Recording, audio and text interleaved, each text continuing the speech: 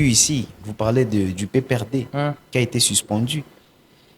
Le PPRD, c'est un parti politique dont l'idéologie est démocratique, c'est-à-dire la conquête du pouvoir par des voies démocratiques. Quelques temps passés ici, nous avons constaté que certains cadres influents du PPRD ont adhéré à la FCM 23. Et nous avons même vu certains hauts cadres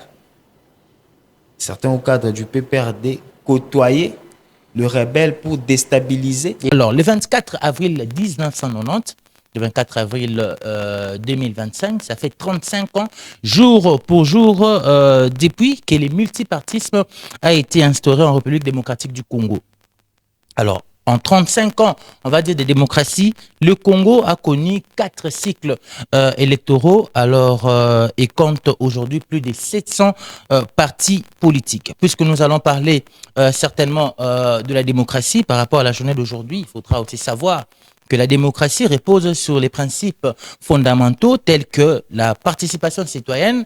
On parlera de la liberté d'expression, l'égalité devant la loi et le respect des droits fondamentaux. Nous allons certainement échanger par rapport à cette journée nationale du multipartisme, encore de la démocratie, avec un analyste politique. Il s'appelle Dani Kalala. Avec lui, nous allons échanger certainement par rapport à cette question.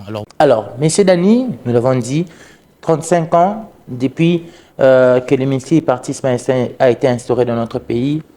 Quel est le bilan que vous voyez par rapport à ces 35 ans qui ont écoulé depuis, on va dire, l'instauration de la démocratie?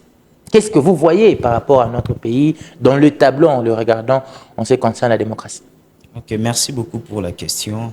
Je devrais dire ici 35 ans après la démocratisation par le président, l'ancien président Mobutu.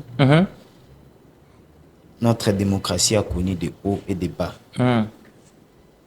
Vous allez constater ici qu'après les discours du 24 avril 1990, la dictature avait quitté les institutions pour s'installer dans des partis politiques ou dans le multipartisme, où nous avons eu des dictateurs en miniature. Vous pouvez le constater par le fait qu'aujourd'hui, dans plusieurs partis politiques, le président des partis se comporte comme des dieux, où nous voyons que sa parole est oui et amen. Même si sa parole ne cadre pas avec les statuts, l'idéologie des partis, tout le monde est appelé à s'incliner. Alors, ce n'était pas ça l'idée au départ. Parce que la démocratie, par son étymologie, veut dire pouvoir du peuple. Et je pense que la définition la plus utilisée est celle d'Abraham Lincoln, qui définit la démocratie comme pouvoir du peuple, par le peuple et pour le peuple. Cette définition se rapproche même de l'étymologie. Donc, nous comprenons que le système démocratique, le pouvoir revient au peuple. Ça ne revient pas à X ou Y, mais c'est le peuple qui décide de qui va lui diriger, de qui va lui diriger, de qui va lui donner le pouvoir. Mais 35 ans après, nous constatons que aujourd'hui, nous voyons certains leaders politiques qui, après l'exercice démocratique, c'est-à-dire après les élections, vont recourir à la rébellion pour accéder au pouvoir. Ça, ce sont des pratiques antidémocratiques et anticonstitutionnelles. Nous voyons par exemple certains leaders politiques, lorsqu'ils perdent des élections, ils se mettent à manipuler l'opinion par des discours séparatistes, des discours tribalistes et suicidaires. Ce sont des pratiques qui n'aident pas notre démocratie à faire du progrès et à aller de l'avant. La démocratie, pour moi, tout leader politique, tout participant, lorsqu'il vient, par exemple, concourir aux élections, il doit avoir à son esprit le fair play. C'est-à-dire quoi, reconnaître son échec lorsque vous avez perdu, mais ne pas perdre espoir. C'est-à-dire que le peu que vous avez, le peu de suffrages que vous avez obtenus, vous pouvez continuer à les travailler et à regagner la confiance du plus grand nombre de Congolais pour accéder à certains postes selon les ambitions qu'ils disposent.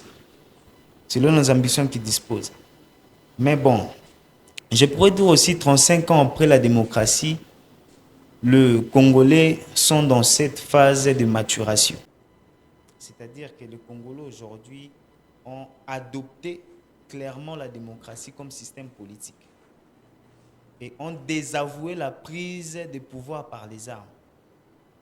Donc, au stade où nous sommes, les Congolais n'accepteront plus d'être dirigés par un dirigeant qui prendra le pouvoir par les armes. Voilà.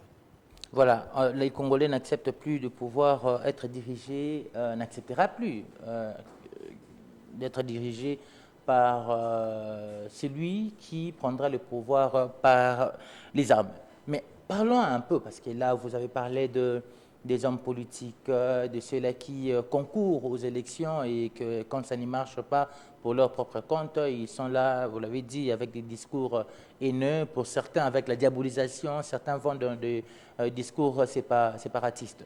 Alors, parlons de ceux-là qui sont au pouvoir, de ceux-là qui ont succédé, de ceux-là qui ont, on va dire, alterné chacun selon sa manière après tout au long de ces 35 années.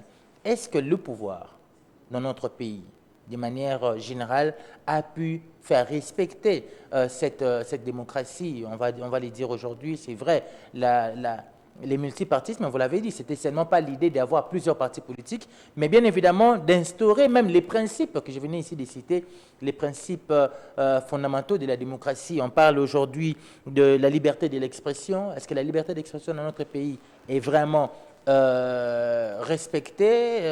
On parle aujourd'hui de la rétention de l'information. Vous l'avez suivi dans beaucoup de chaînes, plusieurs autorités qui ont demandé à un certain moment de ne pas parler de ceci. Avant de parler de la guerre sur votre plateau, il faut avoir un expert. Est-ce que c'est aussi une forme de rétention de l'information? On parle de l'égalité devant la loi. Est-ce qu'aujourd'hui, devant la justice, est-ce que tous les Congolais sont égaux devant la justice? On parle aujourd'hui des principes fondamentaux des droits. Est-ce qu'aujourd'hui, les droits de l'homme sont respectés dans notre pays? Alors, tout ça de manière générale, est-ce que ceux-là qui gouvernent, on ne parle pas seulement du régime en place, mais ceux-là qui ont dirigé le Congo tout au long de ces 35 années, est-ce qu'ils ont pu respecter cela ou encore pérenniser ces principes fondamentaux de la démocratie?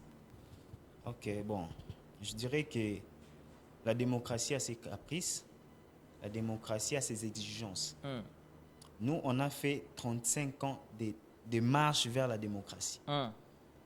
Mais comparativement à d'autres nations, telles que les États-Unis, la France, ce sont des nations en vieille démocratie. Parce qu'on a tendance souvent à nous comparer à ces nations-là. Et ce sont des nations en vieille démocratie, comme je l'ai dit. Ils n'ont pas commencé à exercer la démocratie aujourd'hui. Ils ont commencé depuis les années 1800.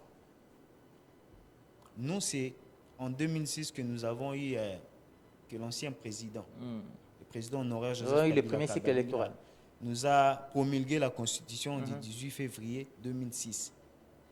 Donc c'est à partir de 2006 qu'on est entré dans cet exercice démocratique. Par les votes, choisir nos représentants. Mais si nous observons très bien, nous verrons que notre démocratie est en train de faire des progrès. Vous avez parlé ici de la liberté d'expression. La liberté d'expression, jadis, n'était pas garantie. Moi, je me rappelle, quand j'étudiais à l'UNIKIN, il y avait certaines personnes de service de l'État qui venaient nous contrôler des téléphones pour voir, vous avez quelle image et tout ça. Ça, c'est aussi enfreindre à cette liberté d'expression. Et là, c'est aller à l'encontre même de la démocratie. Bon, nous avons dénoncé cela. Nous avons dénoncé et aujourd'hui, je peux me dire que cela s'est réduit sensiblement. Nous pouvons voir avec l'actuel chef de l'État qui autorise, je pense quand il a accédé au pouvoir, il a dit que n'arrêtez pas ceux-là qui me critiquent. Mais est-ce que ça ne se fait pas aujourd'hui? Mais attendez, ça ne se fait pas. La démocratie ne veut pas dire anarchie. Vous pouvez faire des critiques constructives, ça passe. Mais quand vous allez, par exemple, vous tomber dans les outrages contre les chefs de l'État, vous serez sanctionné par la loi. La démocratie a des principes qu'il faut respecter. Les principes d'égalité devant la loi, comme vous le dites. La loi s'applique à tout le monde. Tout le monde est égal. On ne va pas dire que non, parce que vous êtes de l'opposition, si vous dérangez les dispositions juridiques, vous ne serez pas attaqué. Non. La démocratie ne veut pas dire anarchie. Il faut respecter les lois, il faut se comporter en bon citoyen. Si vous avez des critiques, utilisez les instances habilitées pour vous faire entendre. On ne refuse pas. Notre nation n'a pas une nation parfaite. On a une nation qui est en phase de construction, d'être construite. C'est-à-dire que d'un côté, peut y avoir des avancées et de l'autre côté, il peut y avoir des ratés. Mais là où il y a des ratés, faisons des critiques constructives qui vont nous aider à aller de l'avant. Si je parle un peu de la justice, bon, Il faudra, je vous relance.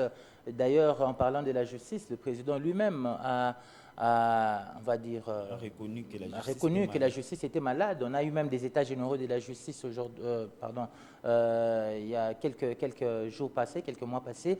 Mais est-ce que ce n'était pas une manière de dire, parce que vous dites aujourd'hui que voilà, lorsque vous allez à l'encontre des dispositifs juridiques, vous êtes attaqué directement par la loi. Ça, c'est d'ailleurs les principes en ce qui concerne l'égalité devant la justice. Mais est-ce que les Congolais lambda peuvent aujourd'hui se dire que nous avons confiance aujourd'hui en notre justice? On a eu aujourd'hui beaucoup de cas qui semblent être... qui semble mener les Congolais dans un format de ne pas assez avoir confiance dans notre appareil judiciaire. Est-ce qu'aujourd'hui, on peut se regarder clairement en face, sans lunettes, pour se dire que la justice dans notre pays est équitable à tous? Bon, je pense que quand il faut parler de la justice, il faut d'abord commencer par regarder nous étions où, nous sommes où et nous allons où. Il faudrait un peu voir la justice depuis l'existence de la République démocratique du Congo. Est-ce que la justice a-t-elle fait des progrès? Est-ce que la justice a reculé? Est-ce que la justice a stagné? Moi, je pense que notre justice avait beaucoup de maladies. Elle était vraiment endommagée. Je pense qu'avec les efforts du chef de l'État, les efforts de notre ministre de la Justice, nous sommes lancés sur cette voie-là d'améliorer cette justice. Lorsque le chef de l'État dit que la justice est malade, c'est un constat. Mais cela ne veut pas dire qu'il a croisé les bras et qu'il laisse cette justice dans cet état. Non. Ils sont en train de travailler. Un travail est en train de se faire pour que cette justice soit une justice équitable, soit une justice selon notre entendement. Parce que je peux vous dire qu'ici, c'est la justice qui élève une nation. Une nation est élevée par la justice. Alors nous avons intérêt de travailler, de nous tenir main dans la main pour redorer notre justice, pour redorer cet appareil judiciaire qui a été endommagé plusieurs années. Endommagé plusieurs années. Aujourd'hui, l'actualité ne nous échappe pas. On ne va pas quand même échapper à cette actualité qui fait, on va dire, qui fait parler beaucoup de personnes. C'est pas moi dire la présence de Joseph Kabila à Goma ou encore son absence à Goma. Aujourd'hui, ça s'est parlé dans tous les sens.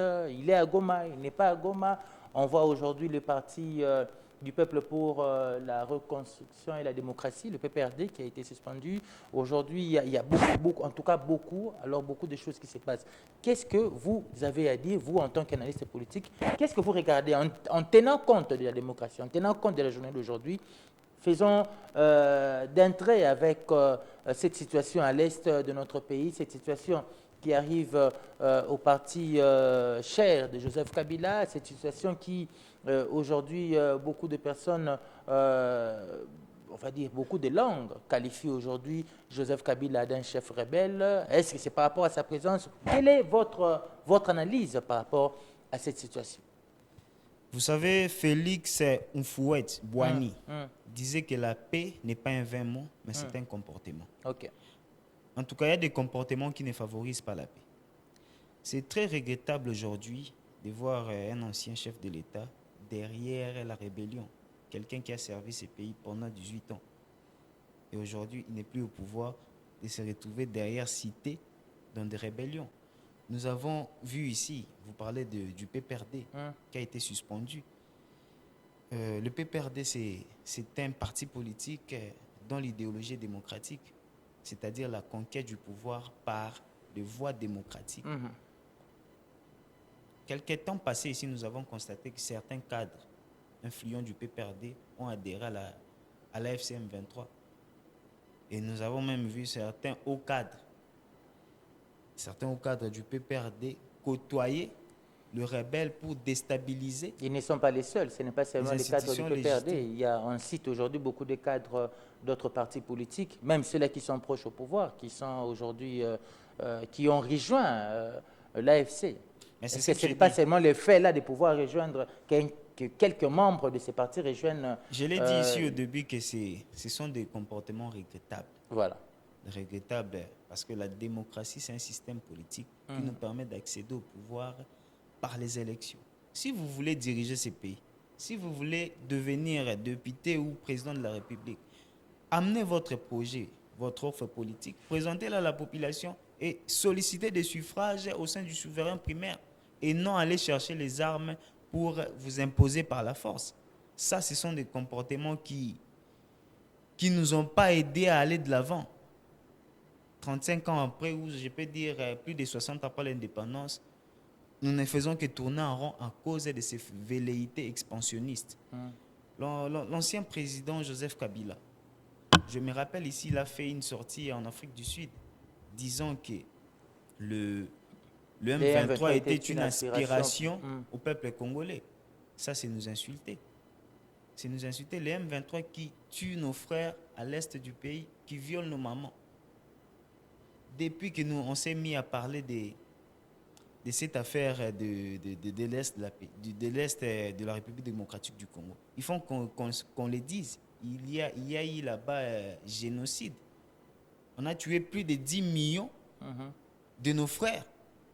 Mais vous levez un matin, vous voyez un ancien président vous dire que ce qu'ils font là, c'est une aspiration des Congolais. Donc les Congolais veulent être tués, veulent être maltraités pour que quelqu'un... Est-ce que dans ces paroles-là, on va dire, cet échange-là qu'il y a eu avec des journalistes peut constituer des éléments de preuve pour aujourd'hui l'accuser, parce que j'ai même suivi dans cette même interview où on lui a posé la question qu'il a été aujourd'hui, il est accusé d'être de mèche avec le M23. Il a répondu en disant que c'était...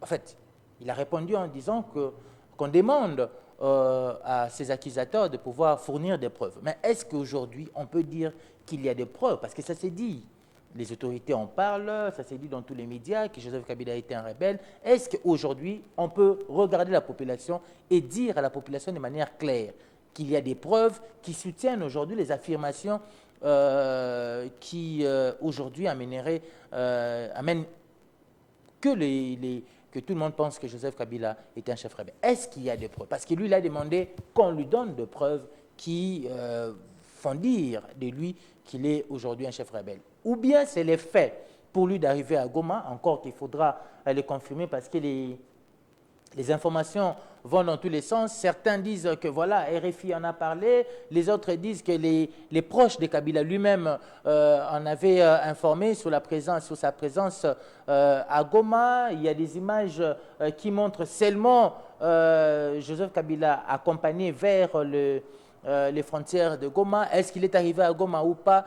Est-ce que c'est les faits pour lui d'arriver à Goma, ou encore c'est les faits pour lui d'avoir manifesté l'intention d'arriver à Goma qui fait de lui directement un chef rebelle, ou encore c'est parce qu'il a dit que les M23 était une aspiration populaire? Est-ce que cela ne peut pas aussi constituer une forme de liberté d'expression?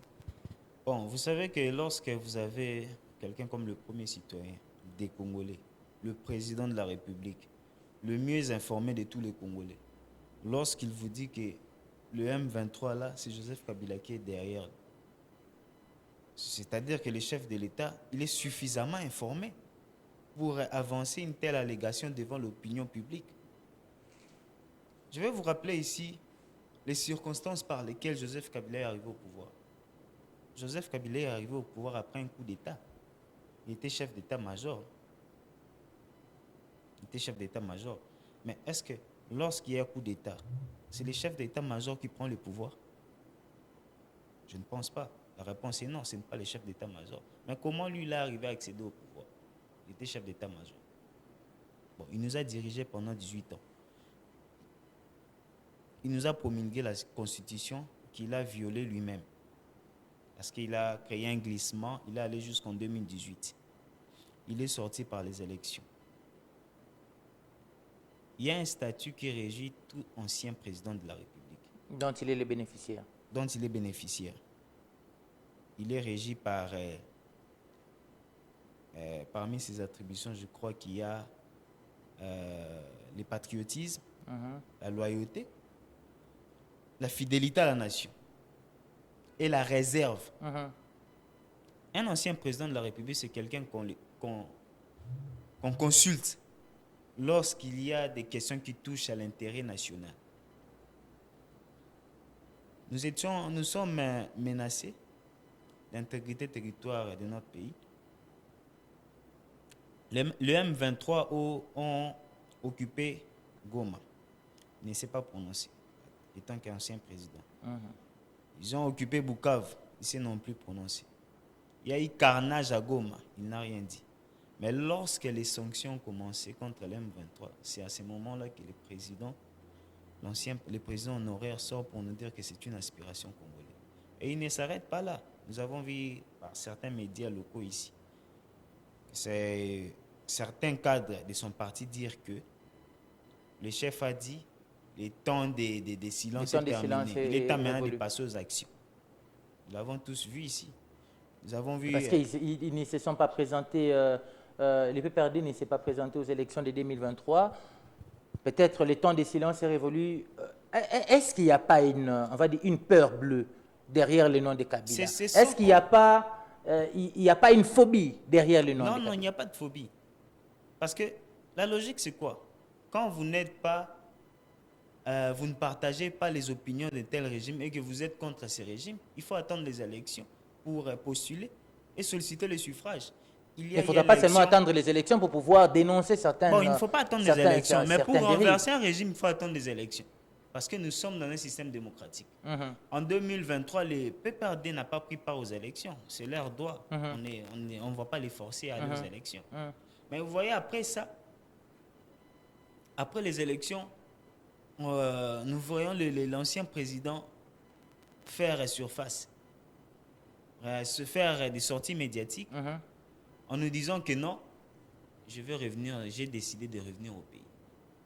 Déjà, on nous a parlé de l'exil. Un exil, je revenir au pays pour la paix. J'ai décidé de revenir au pays pour la paix. Et après quelques temps, on voit... Est-ce que c'est mal de dire de revenir au pays pour la paix? Comment? Est-ce que c'est mal de dire... Ce n'est pas mal de revenir au pays pour la paix. Mais vous imaginez que la zone, la partie est, nord Kivu, sud Kivu, occupée par les M23. Vous, un ancien président, vous revenez que dans ces parties occupées. Mais de quoi s'interroger? Je peux vous donner un exemple aujourd'hui. Vous voyez la guerre... Peut-être échanger avec...